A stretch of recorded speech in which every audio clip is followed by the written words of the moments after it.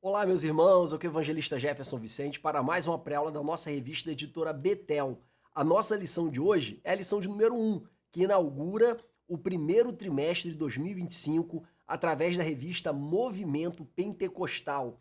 Essa revista, irmãos, que eu tenho certeza que vai edificar demais as nossas vidas, tendo em vista que, pelo que eu observei do sumário e da análise rápida que eu fiz das outras lições, nós não vamos estudar o movimento pentecostal apenas da perspectiva bíblica, tratando de temas relacionados ao movimento pentecostal ou tratando de temas que são caros ao movimento pentecostal. Como, por exemplo, o debate acerca do batismo do Espírito Santo com evidência do falar-línguas, atualidade dos dons espirituais. Nós não vamos ficar apenas nessa área da teologia sistemática, mas também nós vamos entrar na história da igreja. Nós vamos falar acerca do desenvolvimento da igreja e de todos os marcos que acabaram influenciando indiretamente ou diretamente o movimento pentecostal, que teve como um momento culminante o que é chamado assim avivamento da Rua Azusa, que aconteceu lá em Los Angeles. Mas o movimento pentecostal que começou na Rua Azusa, irmãos, não começou exatamente na Rua Azusa. Nós temos marcas da Reforma Protestante, do Pietismo, do Wesleyanismo, nós temos marcas do movimento Holiness, que é o movimento de santidade. Então existem vários movimentos que inspiram a nossa forma de enxergar o evangelho, de enxergar como Deus trabalha no meio da sua igreja. E essas raízes históricas do movimento pentecostal estarão presentes nas nossas lições. Então, a lição é uma revista, melhor dizendo, com muito conteúdo histórico, mas também com conteúdo teológico, conteúdo bíblico. Nós vamos falar, por exemplo, nessa lição de hoje acerca do Espírito Santo, nós vamos falar também acerca da atualidade do Espírito Santo mais para o final. Então, pode ter certeza que essa revista estará muito completa e vai te capacitar e te ajudar demais a ensinar a sua classe acerca dos pilares da nossa identidade como pentecostais. Eu sei, irmãos, que o que marca a nossa verdadeira identidade é nós sermos filhos de Deus, discípulos de Cristo. Isso que é a nossa verdadeira identidade, que faz com que nós sejamos um com todos os nossos irmãos de outras denominações. Mas a nossa identidade como movimento pentecostal também tem suas características e peculiaridades. Nós precisamos estar habilitados, principalmente nós que temos a vocação de mestres, vocacionados por Deus para ensinarmos as nossas classes, nós precisamos ter as ferramentas, as informações necessárias para poder orientar, para poder explicar para os irmãos que estão começando, ou até mesmo para aqueles que são mais avançados, mas nunca estudaram o movimento pentecostal. Então acredito que essa lição vai ser muito preciosa nesse sentido, e nós já vamos começar a falar acerca desse conteúdo do movimento pentecostal, falando acerca da descida do Espírito Santo, porque nós estamos na lição de número 1, que fala justamente sobre isso, a descida do Espírito Santo, o início de uma transformação na vida do crente. Então nós vamos estar dando início à nossa exposição, mas não sem antes entrarmos na nossa vinheta.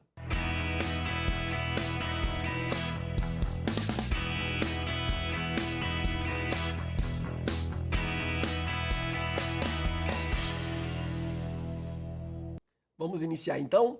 Eu quero já, nesse momento, além de apresentar a revista, o que eu já fiz, eu quero também desejar para você um feliz ano novo, para você, meu irmão, para você, minha irmã, que nos acompanhou durante esse ano de 2024. Nós estaremos juntos no ano de 2025 também, com todo o gás, com energia renovada, para ensinarmos juntos a palavra de Deus para a Igreja de Cristo. E nós vamos, eu estou desejando para você um ano novo, provavelmente quando você assistir esse vídeo já passou essa data comemorativa, mas eu tô gravando no dia 31, por volta das 4h30 da tarde, então ainda tô assim envolvido, né, imbuído desse espírito de congratulações para as pessoas que a gente ama, para a pessoa que a gente quer bem. E eu quero desejar para você um feliz 2025, tanto para você quanto para sua família, que Deus lhe prospere em tudo, em todas as áreas da sua vida, nesse ano que está por chegar. Tanto na vida espiritual, que é o principal, no seu relacionamento com Cristo, na sua intimidade com Deus, como também na sua vida financeira, familiar, no meio dos seus relacionamentos, sua vida ministerial, que tudo isso possa ser alcançado pela bênção do Senhor na sua vida, na vida da sua família, e que alcance também, através de você, inclusive, a sua classe da Escola Bíblica Dominical. Além disso, eu quero também agradecer a todos os nossos apoiadores que seguraram nas nossas mãos no ano de 2024, apoiando o nosso canal. Vocês sabem que quem apoia o nosso canal tem acesso aos nossos slides, tem acesso tanto em Word quanto em PDF. E eu quero agradecer a vocês, apoiadores, por possibilitar que a gente continue nessa obra. Eu costumo dizer que cada 4 lições, 3 eu faço com amor, uma eu faço por responsabilidade com vocês. Eu sei que eu não fiz a última lição, mas os irmãos nem me demandaram muito, porque muita gente nem teve escola dominical entre o Natal e o Ano Novo, né? Então eu me dei folga aí nessa semana. Mas vamos voltar com tudo para a honra e glória do nome do Senhor Jesus. Eu sei que Ele vai nos capacitar em glória para nós estarmos realizando a obra do Senhor junto com vocês, porque a nossa missão aqui é dar subsídio para vocês incrementarem o estudo de vocês e, consequentemente, incrementarem as aulas de vocês para as suas classes. Vamos iniciar então. Eu dividi a exposição de hoje em 3 tópicos, mais ou menos seguindo a revista, tá?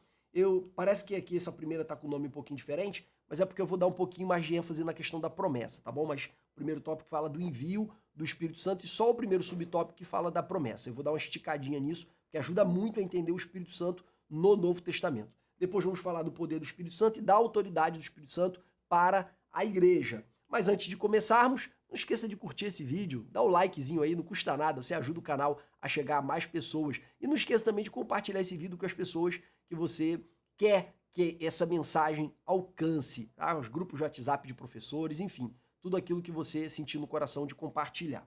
Vamos iniciar então a promessa e o envio do Espírito Santo. Irmãos, primeiro quando a gente fala do Espírito Santo, a gente precisa entender como é que ele operou no Antigo Testamento para a gente entender a visão que Jesus e os apóstolos tinham acerca do Espírito Santo no Novo Testamento. Eles usavam a Bíblia, que é o Antigo Testamento. Eles liam o Antigo Testamento. Então, quando eles falavam do Espírito Santo, eles falavam a partir do que eles liam no Antigo Testamento. E quando a gente vai para o Antigo Testamento, a gente vê o Espírito Santo em toda parte, em toda parte. Por exemplo, desde a criação, o Espírito Santo estava ali pairando sobre as águas. O verbo hebraico é chocando, é como se ele estivesse gerando uma energia criativa ali no momento da criação. E esse mesmo Espírito ele é visto em diversos outros momentos, como por exemplo, quando Moisés está cansado e ele ora ao Senhor, pedindo, Senhor, eu não aguento carregar o fardo desse povo, Deus manda ele separar 70 homens, 70 anciãos, que tinham um exemplo de vida, homens de verdade, para estar ajudando a liderar o povo. E no momento que Moisés separa esses homens, a Bíblia fala que o espírito de Moisés, Deus tirou do espírito de Moisés, da unção de Moisés, e liberou sobre a vida desses 70 e eles profetizaram. Inclusive 2 que não estavam na reunião, estavam no arraial ainda, profetizaram lá no arraial. Você vê como a lição de Deus alcança até quem está fora da reunião, não é verdade? Então esses homens, eles foram cheios do Espírito Santo. Depois nós vamos ver vários textos do Antigo Testamento, eu separei alguns poucos aqui, de líderes que a Bíblia fala que o Espírito do Senhor veio sobre eles. E a partir do momento que o Espírito do Senhor veio sobre eles, eles começaram a liderar, eles começaram a levar o povo para a guerra, eles começaram a enfrentar os inimigos.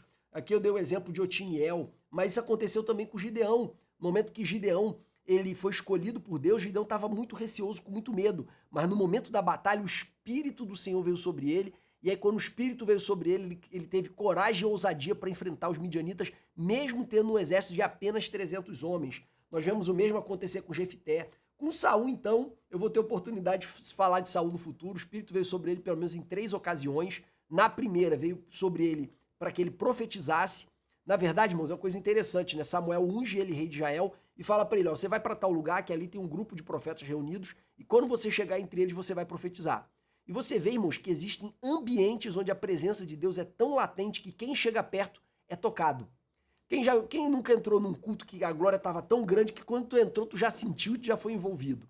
Então existem essas manifestações de Deus que não ocorrem simplesmente no interior dos seres humanos, mas ela se manifesta no grupo, no ambiente. Um ambiente de muita adoração, de muito quebrantamento, um ambiente de muita busca, ele vai ser um ambiente carregado da presença de Deus. Como também ambientes dedicados ao maligno, vai ser um ambiente carregado também. Você se sente mal, você sente um mal-estar, você sente um incômodo, você sente um peso.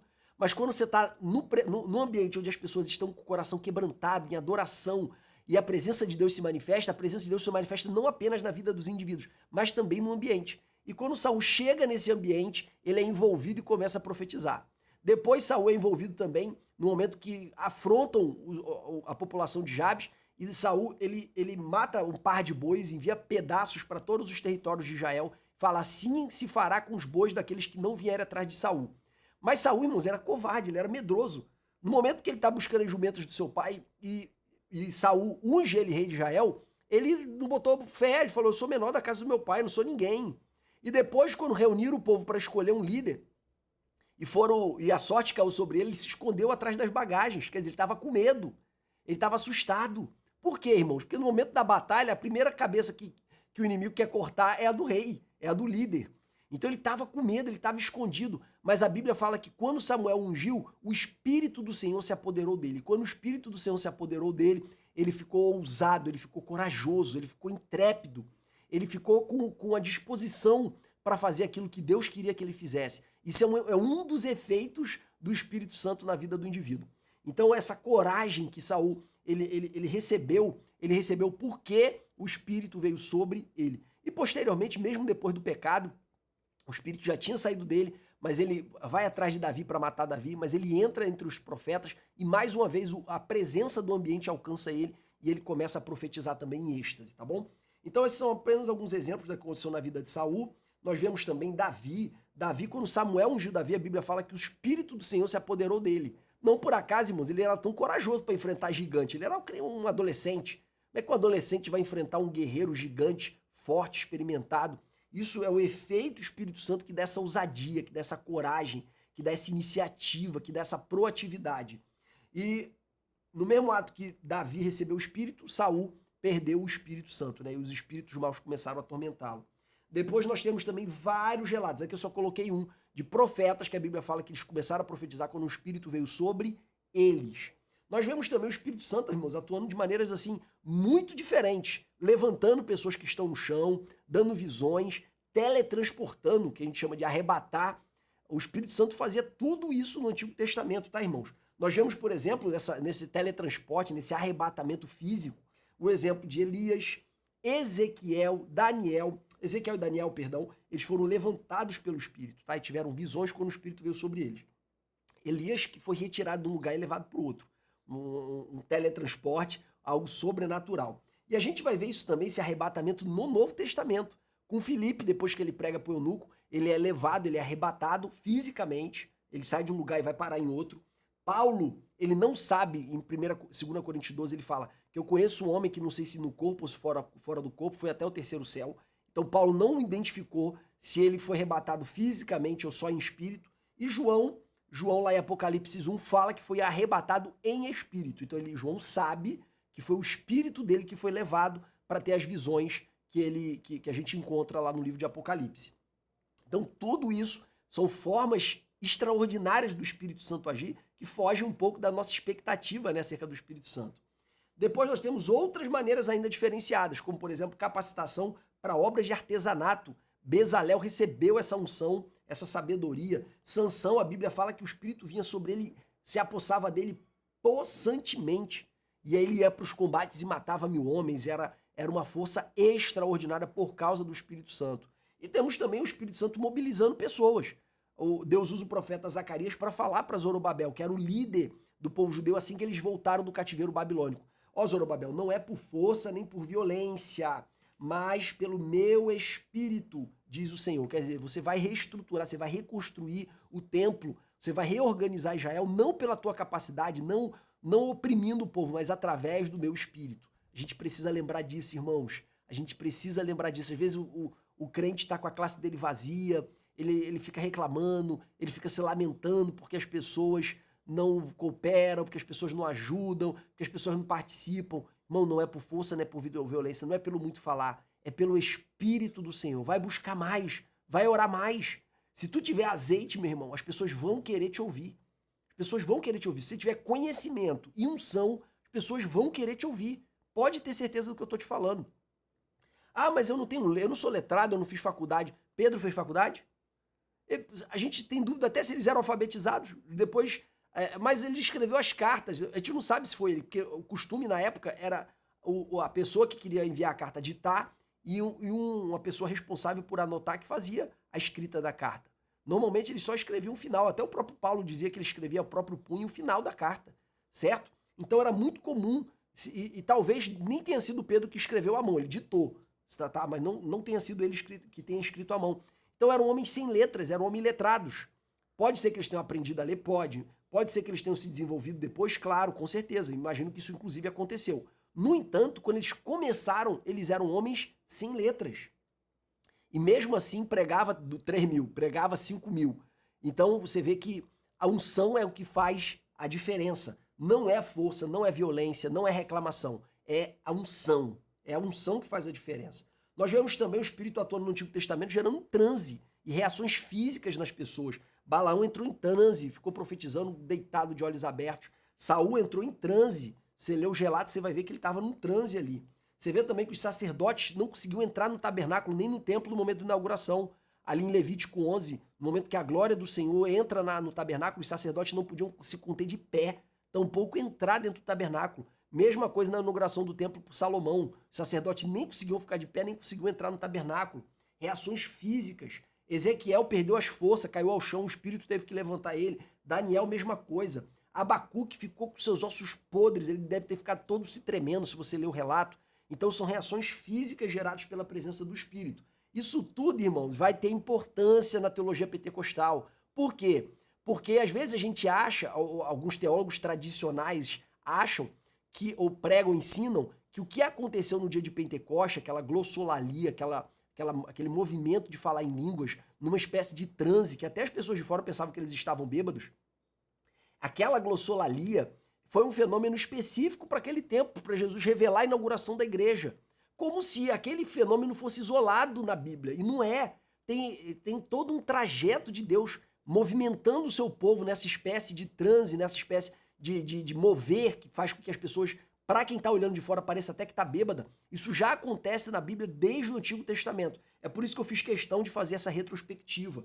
Depois temos a promessa do Espírito Santo, o derramado do Espírito Santo. Temos diversas promessas em Isaías, irmãos. Eu não vou tratar delas aqui por causa da hora. A principal que eu quero tratar com vocês, tem Isaías, tem promessas em Ezequiel, quando Jesus fala para Nicodemos, tu não sabe o que é nascer de novo, rapaz? Tu é um doutor da lei. Isso é principalmente com base nas profecias ali de Ezequiel, tá? Que Deus vai tirar o coração de pedra, colocar um coração de carne, que Deus vai purificar com as águas do Espírito as pessoas, vai dar vida nova, como está em Ezequiel 37. Então todas essas promessas ali de Ezequiel têm muita relação com esse novo nascimento. Mas eu não vou tratar nem das profecias de Isaías nem de Ezequiel para a gente não perder tempo, né? Vamos para o que realmente importa, que é a profecia de Joel. Joel vem falando acerca do dia do Senhor, que iria se manifestar com fogo, com destruição. Depois ele conclama os sacerdotes e os levitas ao arrependimento, para eles rasgarem seus corações e não somente as suas vestes, para eles se humilharem perante o Senhor. Fala também dessa convocação de arrependimento para todo o povo e depois vem falando de colheita e, por fim, ele fala que depois destes dias, eu, Senhor, derramarei do meu espírito sobre toda a carne. E essa é uma grande novidade dentro da tradição bíblica acerca do derramar do Espírito. O Espírito Santo só se apoderava no Antigo Testamento dos profetas, dos reis aqui incluindo líderes, né, juízes também, Moisés, Josué, todos eles tinham o Espírito Santo. O texto bíblico é claro em relação a isso. Então, líderes em geral, mas vamos colocar aqui reis. E também sacerdotes. Então, o Espírito, ele selecionava em quem ele ia operar. Ele não era derramado sobre toda a carne. Aí vem Joel e inaugura uma nova, ou anuncia a inauguração de uma nova fase, em que o Espírito não vai selecionar algumas pessoas com ministérios específicos. Ele vai ser derramado em toda a carne, em todas as pessoas, sem distinção. Homem, mulher, adulto, criança, jovem, velho, todo mundo vai ser alcançado por esse derramar do Espírito Santo. E aí o que acontece? Jesus, quando ele veio ao mundo, ele também faz essa promessa de que ia derramar o Espírito.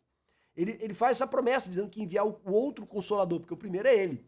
Ele iria enviar o outro Consolador, o Paráclito.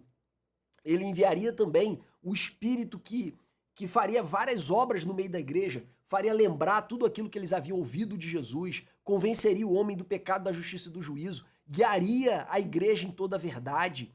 Quer dizer, um Espírito que estaria ali de todas as formas nos direcionando, nos apontando para Cristo nos apontar para o Pai. Então, queridos, Jesus ele reforça essas promessas e também fala acerca da mudança de natureza através da introjeção, da efusão do Espírito dentro do homem.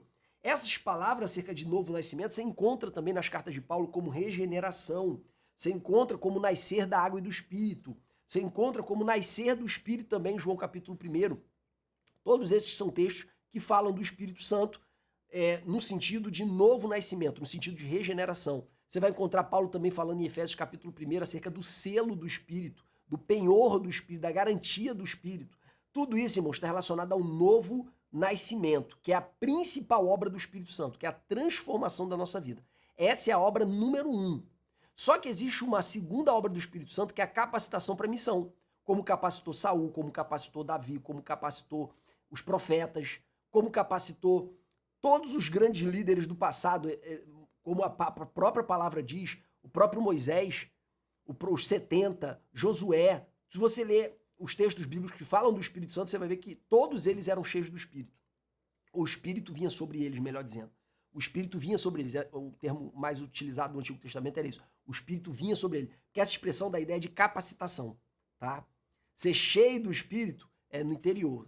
O Espírito vir sobre ele é o Espírito usar a pessoa.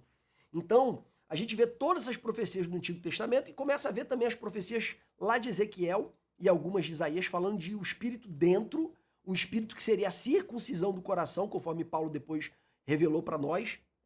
E ele fala dessa mudança interior. Essa é a principal atividade do Espírito Santo. Gerar o novo nascimento, gerar essa transformação, que é nos tornar filhos de Deus. Por isso que Paulo vai falar em Romanos 8:9, que aquele que não tem o Espírito de Deus, esse não é o filho de Deus. Porque você só é filho de Deus se você nasce de Deus. E nascer de Deus é receber o Espírito Santo. Então, queridos, existe sim essa dimensão de transformação do agir do Espírito, mas existe uma segunda obra do Espírito de suma importância. Que segunda obra é essa? O revestimento de poder. E ele fala isso lá em Lucas, capítulo 24, versículo 49. E eis que sobre vós envio a promessa de meu Pai. Ficai, porém, na cidade de Jerusalém, até que do alto sejais revestidos de poder. Então aqui não é apenas mudança de natureza, conforme as profecias de Ezequiel. Aqui é revestimento de poder. É a ação do Espírito como aconteceu em Saul, em Otiniel, em Jefité, em Gideão, em Davi, em Sansão. É uma capacitação extraordinária para fazer a obra de Deus. Então, Jesus está prometendo um envio de um Espírito que não vai apenas mudar o nosso coração, mas também vai mudar as nossas atitudes. Beleza? E depois, quando ele está prestes a ascender aos céus, ele renova essa promessa. Ele fala, ó, estando com eles, determinou-lhes que não se ausentasse de Jerusalém, mas antes que esperassem a promessa do Pai, que disse ele, de mim ouviste. Que promessa é essa? Do revestimento de poder. 5. Porque, na verdade, João batizou com água, mas vós sereis batizados com o Espírito Santo. Aí a gente pega o termo batismo com o Espírito Santo daqui. Não muito depois desses dias, mas recebereis, pula para o 8, mas recebereis a virtude. Então, o batismo com o Espírito Santo, irmãos, é o que Jesus chama em Lucas 24 de revestimento do poder. Aqui, em Atos 1, ele fala que quando a gente recebe o Espírito Santo, a gente recebe virtude. Essa expressão virtude é dunamis ou dínamos, depende da forma como você translitera do grego, que significa que é a origem de dinamite, tá? Que é a origem de poder. Essa virtude aqui é poder, não é virtude moral, é virtude de poder, tá bom? Então vocês vão receber esse poder do Espírito, essa capacitação sobrenatural do Espírito. E aí vocês serão minhas testemunhas. Unção sempre tem propósito de revelação, irmãos. Deus dá unção para gerar revelação dele posteriormente. Seja através da pregação, conforme Marcos capítulo 16, versículo 15, seja através do discipulado, conforme Mateus 18, seja através do testemunho, conforme Lucas capítulo 1, versículo 8.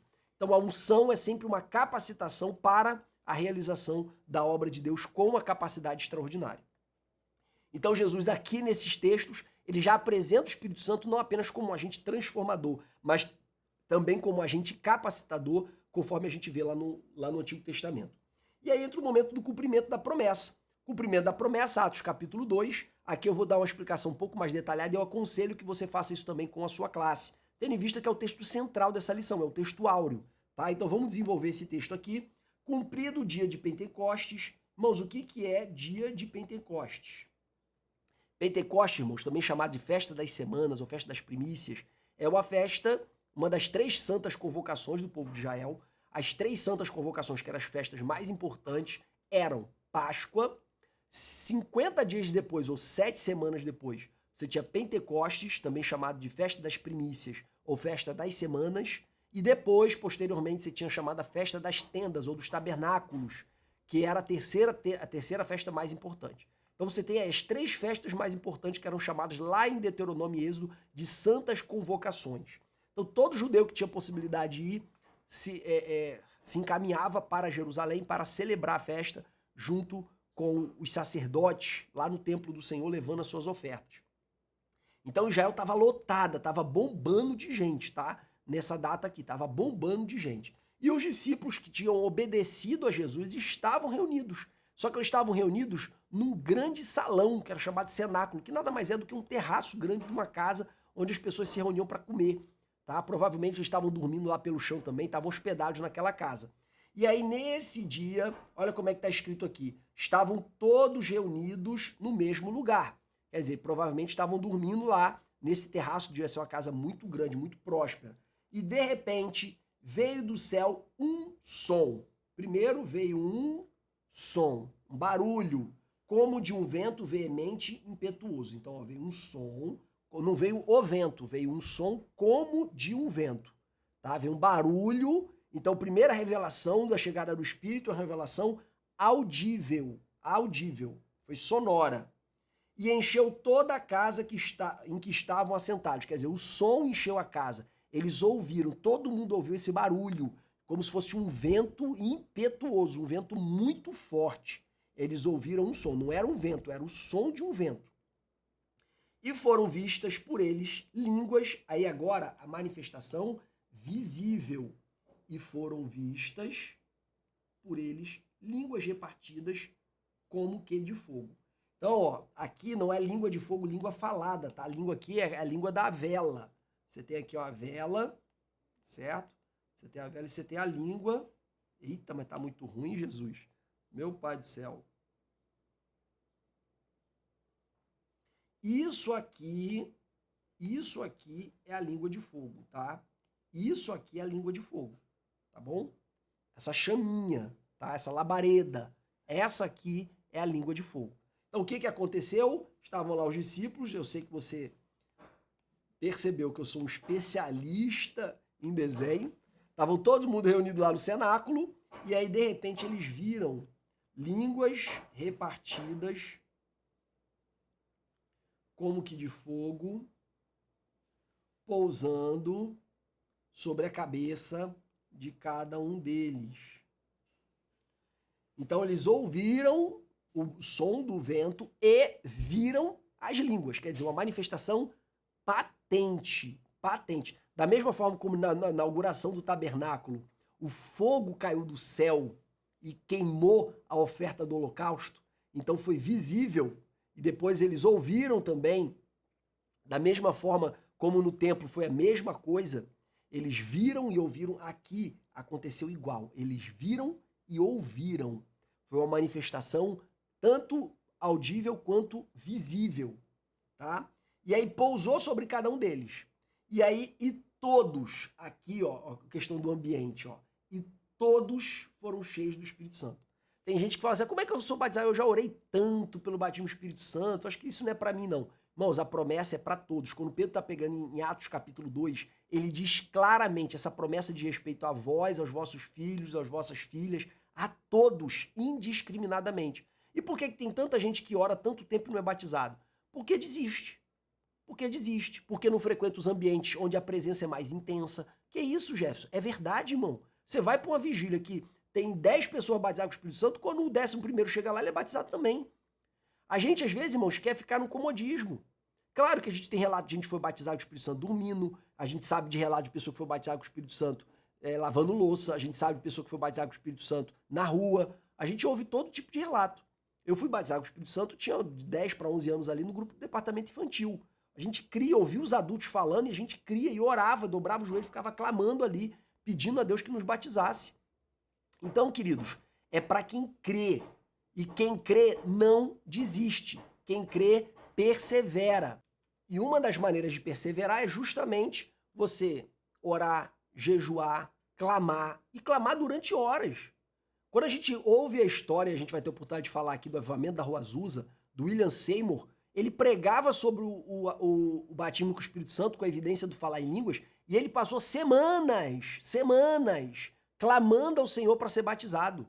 E aí outras pessoas foram batizadas primeiro que ele, e depois ele passou a noite inteira orando para ser batizado. Então, irmãos, não aconteceu do nada. E buscar-me-eis e me achareis quando me buscardes de todo o vosso coração. Você tem que se entregar por completo e não pode desistir. Ah, já orei uma vez, já orei duas, já orei três. Isso não é para mim, irmãos. Diz respeito a vós, a vossos pais, aos vossos filhos. É para você sim. Volta a entregar todo o teu coração. Frequenta os lugares onde a presença de Deus é evidente. Vá a congressos, vá a eventos que você sabe que é costume as pessoas clamarem com o batismo do Espírito Santo, porque Deus vai fazer na tua vida também, porque essa promessa também é para você. Renova a tua fé em nome de Jesus. E aí começaram a falar em outras línguas. Aqui é outra expressão, ó. Começaram a falar em outras línguas, conforme o Espírito Santo lhes concedia que falasse. Quer dizer, eles não falavam de si, eles falavam conforme o Espírito Santo os inspirava a falar. Aí tem um debate, isso aqui é língua estranha ou língua estrangeira? Porque todos os estrangeiros que estavam em volta entendiam o que eles falavam. Aí os tradicionais vão dizer, não, isso é língua estrangeira, não é língua estranha. Porque todas as nações entendiam, só que tem um porém. Qual é o porém, Jefferson? O porém é que cada um entendia no seu próprio idioma. Então o milagre não estava apenas no falar, mas também estava no ouvir. O milagre não estava só no falar, o milagre estava no ouvir. E por que outra coisa? Eles estavam numa espécie de transe ali. Transe, irmãos, é uma expressão que a gente usa na filosofia da religião para explicar um movimento irracional do corpo humano diante do sagrado.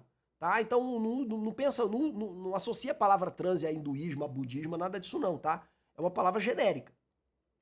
Então, o transe que eles estavam ali naquele momento foi evidenciado porque todos pensaram que eles estavam bêbados, provavelmente estavam gritando. Você sabe como é o crente pentecostal, né? Ainda mais quando ele é batizado com o Espírito Santo. Rapaz, eu tenho cada memória de gente batizada com o Espírito Santo. Teve um que uma vez foi batizado com o Espírito Santo, ele ficou tão cheio que ele não aguentava, não tinha mais força. Tivemos que arrastar ele para casa. A gente era adolescente, eu botei o braço dele de um lado, meu irmão botou o braço do outro, e a gente foi levando ele para casa, ele andando devagarzinho. Ele morava longe, foi dormir na nossa casa. Porque ele estava muito sem força com a presença de Deus que chegou no ambiente. Então, queridos, eles achavam que estava bêbado porque provavelmente estava tendo uma gritaria, estava tendo um alvoroço naquela casa. Senão não tinham acusado eles de estarem bêbados. Era uma espécie de transe ali. Não transe de perder a consciência, tá, irmãos? Vocês são pentecostais, vocês estão me entendendo, tá? Só não tenha preconceito com a expressão, por favor. Então, os irmãos estavam falando e cada um entendia no seu próprio idioma. Quer dizer, existiu um milagre no ouvir. Existiu um milagre no ouvir. Tudo bem? A gente não vai entrar também nesses detalhes assim muito na profundidade, porque não é o objeto da lição de hoje. Mas eu estou mostrando para vocês como aconteceu. Depois nós vamos ver também lá na casa de Cornélio, que quando a família de Cornélio foi batizada com o Espírito Santo, eles falaram em outras línguas também. Nós vamos ver isso acontecer lá em Atos 19, quando eles também foram batizados com o Espírito Santo, eles falaram em outras línguas. Quando o evangelho foi pregado na Samaria, não diz que eles falaram em outras línguas, mas diz que quando Pedro e João impuseram as mãos, eles foram batizados com o Espírito Santo e que tinha uma evidência visível. Que evidência visível era essa? Se fosse só o selo do Espírito Novo Nascimento, não dá para ver. É óbvio que e outra coisa, eles já tinham crido através da pregação de Filipe. Então, certamente, com certeza ali, a evidência implícita ali era o falar em línguas também. Então, queridos, nós temos aqui várias explicações ou textos bíblicos que consolidam essa fé pentecostal de que o batismo com o Espírito Santo tem como evidência falar em línguas. Existem pessoas que também acreditam no batismo do Espírito Santo, que acreditam que uma das evidências é o falar em línguas, mas a pessoa pode manifestar também outros dons espirituais. Existe essa corrente. Eu tendo a crer nela, mas me falta uma base empírica. Eu nunca me relacionei com uma pessoa que tinha dons espirituais evidentes e nunca tiveram a experiência de falar em línguas. Eu nunca tive essa experiência. Então, eu acho que faz sentido, desde que... mas também não tenho convicção, tá? Então vamos ficar com fácil, certo? Que quando as pessoas foram batizadas do Espírito Santo lá em Atos, elas falaram em línguas. Claro que a gente não tira a doutrina de fato automaticamente, tá bom? Senão daqui a pouco tem gente querendo matar a própria filha, como aconteceu, salvo engano, com Jefté. Então a gente não tira a doutrina de fatos, mas são fatos reiterados, não é verdade? Aquilo ali indica um padrão. São fatos reiterados. Mas enfim, como eu falei, não vou aprofundar demais. Só quero que você entenda que existe essa segunda corrente, que acredita também que a evidência são outros dons também. E existe uma terceira corrente, que acredita que o batismo do Espírito Santo é a mesma coisa que o novo nascimento, e aí não teria evidência do falar em línguas, certo? Aí nesse caso, nessa hipótese, nós teríamos aí uma corrente tradicional, tá? Uma corrente não pentecostal. A corrente pentecostal, o batismo com o Espírito Santo tem por evidência o falar em línguas. Vamos continuar. Próximo tópico, o poder do Espírito Santo. Irmão, por que o Espírito Santo era tão importante? Eu falei para vocês da promessa de Jesus. No sentido individual, gera um novo nascimento, que é a regeneração, que é a adoção de filho.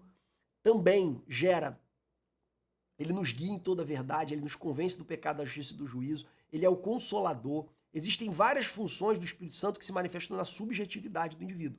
Mas também existe uma manifestação do Espírito que transcende a esfera individual e alcança outras pessoas através da autoridade, através do poder, através dos dons espirituais.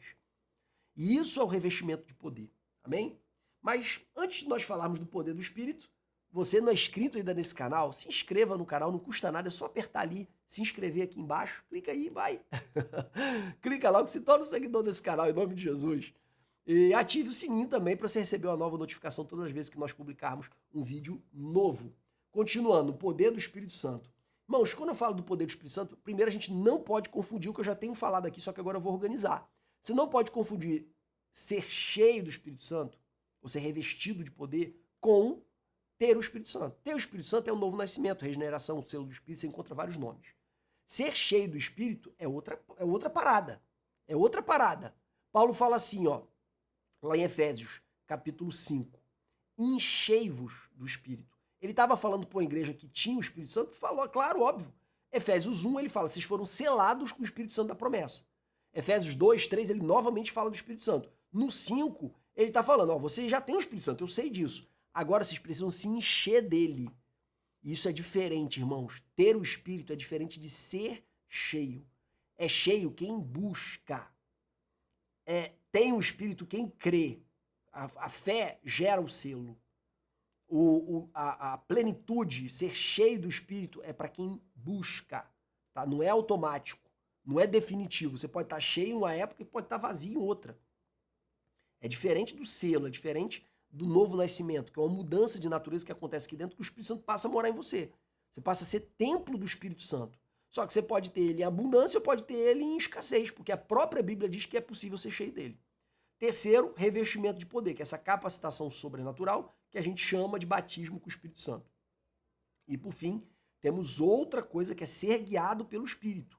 Aqui é Gálatas capítulo 5, fala da guerra da carne com o Espírito. Quando a gente é guiado pelo Espírito, a gente produz o fruto do Espírito. Tem muito crente que é cheio do Espírito no sentido de revestimento de poder, mas não é amoroso, não é bondoso, não é paciente, não é manso, não é benigno, não tem paz, onde ele tem confusão. Quer dizer, ele é cheio do Espírito, o Espírito se apodera dele para fazer a obra, mas ele não é guiado pelo Espírito, ou seja, ele não deixa o Espírito moldar o caráter dele, as ações dele. O que eu mais conheço no meio pentecostal é isso. Pessoas muito usadas por Deus, porém pessoas que não são guiadas pelo Espírito. Muito usadas pelo Espírito, melhor dizendo, porém não são guiadas pelo Espírito, porque você não vê o fruto do Espírito na vida da pessoa. Tá? Então não confunda essas coisas. Eu acredito que seria muito importante você dar essa ênfase para sua classe. O que é mais importante, Jefferson? Ter o Espírito e ser guiado pelo Espírito, sem sombra de dúvida. Mas é claro que ser cheio do Espírito e ser revestido de poder, que é batizado com o Espírito Santo, vai te capacitar para fazer muito mais do que você poderia fazer sem essa capacitação sobrenatural. Então o revestimento de poder é para ser testemunha, é para levar o evangelho, é para ter eficiência. A gente vai falar disso daqui a pouco. Depois, o Espírito nos tira da zona de conforto. Irmãos, o Espírito ele te bota numa sede de falar de Jesus, ele te coloca o amor no coração pelos perdidos, que ele te mexe, ele te mobiliza. A igreja primitiva, cara, quando eles acabaram de sair, Pedro acabou de sair de lá de dentro do cenáculo, ele já começou pregando para a multidão, e 3.000 pessoas se converteram. Depois eles começaram a pregar no templo, depois proibiram eles de pregar no templo, e eles desobedeceram, porque antes convém obedecer a Deus do que aos homens, e foram espancados pelas pessoas que 50, 60 dias antes tinham matado Jesus. Ele sabia que aquelas pessoas eram poderosas e cruéis, mas não temeram. Eu vou explicar por quê. Tem a ver com o Espírito Santo também. Então tira a gente da zona de conforto, bota a gente pra rua, a gente pregar o evangelho. O Espírito age na vida do pecador. Irmãos, a gente não convence ninguém, a gente prega. Quem convence é o Espírito Santo. E o Espírito convencerá o mundo do pecado, da justiça e do juízo. É o Espírito que convence, não somos nós. Por quê? Porque pregar o evangelho, irmãos, é pregar algo que para o mundo é loucura. É loucura. Paulo fala sobre isso para Coríntios, para a igreja de Corinto. Irmãos, o evangelho é loucura para os que perecem. O que significa isso? Loucura, Jeff? Significa que é irracional. Não faz sentido. Como é que um homem veio neste mundo, filho de Deus, que se despiu da sua glória, nasceu como um bebê, que a gente acaba comemorando no 25 de dezembro, e cresceu e morreu, e a morte dele me salva. Qual é a racionalidade disso, irmão? Mas quando tu prega isso cheio de unção, o povo vem aceitar Jesus. É uma maravilha. É um negócio assim extraordinário. Já tive oportunidade de pregar o beabá do evangelho, o beabá. Era um dia da reforma protestante, me deram a oportunidade para pregar na igreja, eu preguei o beabá. Preguei sobre o pecado original, sobre a necessidade de um salvador, e preguei num tom que não era um tom de eloquência, nada disso, preguei com clareza. Eu fiz o apelo, 10 pessoas para Jesus. Rapaz, como é que isso teve um poder tão grande para convencer as pessoas? Não foi o discurso, foi o Espírito. Foi o Espírito. Nossa preocupação é pregar o evangelho, ele que convence. Por isso que ele é tão importante. Não dá para fazer a obra de Deus sem ele. E depois, necessidade de revestimento de poder e de ser cheio do Espírito. Na prática, aí eu sugiro que você desenvolva esse tema na sua classe, de experiências que você já teve, de que o Espírito Santo fez toda a diferença. Só controla a classe, irmão. Você estimula a classe e depois corta, senão você não vai conseguir concluir, né? Então, sugiro, isso aqui é uma sugestão, desenvolva esse tema com a sua classe, acerca da necessidade do revestimento de poder para fazer a obra de Deus. E aí você busca pedir exemplos, irmãos, mostra um exemplo aí de quando você agiu sem estar cheio e me dá exemplos também de quando você agiu que você estava cheio e qual foi o resultado. Você vai colher testemunhos maravilhosos na sua classe, eu tenho certeza disso, em Cristo Jesus. Por fim, o último tópico, a autoridade do Espírito Santo. Isso aqui eu vou passar bem rapidinho, mas antes, seja um apoiador do canal. Nós temos 2 opções para apoiadores, tanto no Apoia-se, que o link está aqui embaixo, como também no próprio YouTube. Tem um botão aqui, seja membro. Eu prefiro que seja no Apoia-se, que o Apoia-se é bem mais organizado para mim, tá? Então, se você quiser ser um apoiador do canal, clique no link que está na descrição desse vídeo e se torne um apoiador. Os apoiadores recebem o acesso a todos os nossos slides e, além disso, ajudam a dar continuidade a essa obra. E peço que você também, se você está até aqui, você tem o dever moral de fazer um comentário nesse vídeo, né? Pelo amor de Deus. Depois de tudo que tu ouviu, eu sei que tem alguma coisa para você falar. Coloca um testemunho aí, coloca uma observação, coloca uma crítica, coloca um complemento. Às vezes as pessoas leem teu complemento, tá? Tinha uma irmã que sempre botava uns complementos bem legais nos meus vídeos, ela sumiu. Eu não sei se ela parou de dar aula, enfim. Mas coloca alguma coisa aqui se você está assistindo até agora. Vamos então para a parte final, a autoridade do Espírito. Primeiro, o Espírito nos reveste de poder. É isso que a gente está trabalhando, né, irmãos? Durante todo esse período aqui, a gente está falando desse revestimento, que vai gerar ousadia, que vai gerar autoridade espiritual. Você vai falar e as pessoas vão submeter. Gera autoridade espiritual também em relação a principados e potestades, demônios em geral. Por quê? Porque a nossa luta não é contra carne e sangue. Outra coisa, fortalezas interiores. Tem pessoas que têm fortalezas de orgulho, fortalezas de egoísmo, fortalezas de traumas. E aí Paulo vem, fortalezas de insubmissão, fortalezas de desobediência, fortalezas de arrogância. E aí vem Paulo e fala que as armas da nossa milícia não são carnais, mais poderosas em Deus para destruição das fortalezas. Então você observa bem que a nossa obra em Deus não é apenas uma obra de discurso. A gente não tem só uma religião. A gente tem uma religião viva. Porque o nosso Cristo é vivo e o Espírito Santo em nós que habita é vivo. Tá bom, irmãos? E mais uma vez quero relembrar aquele texto, não é por força nem por violência, mas pelo meu espírito. Por isso que é importante ser revestido de poder. Quanto mais poder, mais eficaz vai ser a realização da obra do Senhor. Outra coisa, o Espírito Santo encoraja. Já falamos de Saul, agora vamos falar de Pedro, né? Pedro, que era um Coca-Cola, crente pressão. Aquele que pode contar comigo, mas na hora que o negócio aperta, foge. No caso, quando Jesus estava lá no meio da água, vem Pedro. Pedro falou, se é tu mesmo, permita-me que vá ter contigo sobre as águas. Nossa tradução é muito rebuscada, né, irmãos? Permita-me ter contigo sobre as águas. E aí Deus permite, Pedro vai, anda sobre as águas, mas quando o mar agita um pouquinho, ele fraqueja na fé e afunda. Então Pedro ele tinha esse perfil. Ele tinha esse perfil. Então, ao mesmo tempo, quando Jesus pergunta para os discípulos, quem dizem os homens quem é o Filho do Homem? E eles dão um relatório e depois Jesus pergunta assim, e vocês, para vocês, quem sou eu? E aí Pedro fala, tu és o Cristo, o Filho do Deus vivo. Pedro era ousado, ele falava o que dava na cabeça. Só que, logo na sequência, aí Jesus fala, bem-aventurado és tu, Pedro, porque não foi carne e sangue que te revelou, mas meu Pai que está no céu. Mas logo na sequência, quando Jesus começa a falar que ele tinha que morrer, Pedro fala, opa, não faça isso, mestre, contigo mesmo. Aí Jesus fala para ele, para trás de mim, Satanás. Quer dizer, toda vez que tinha um perigo, Pedro ficava com medo.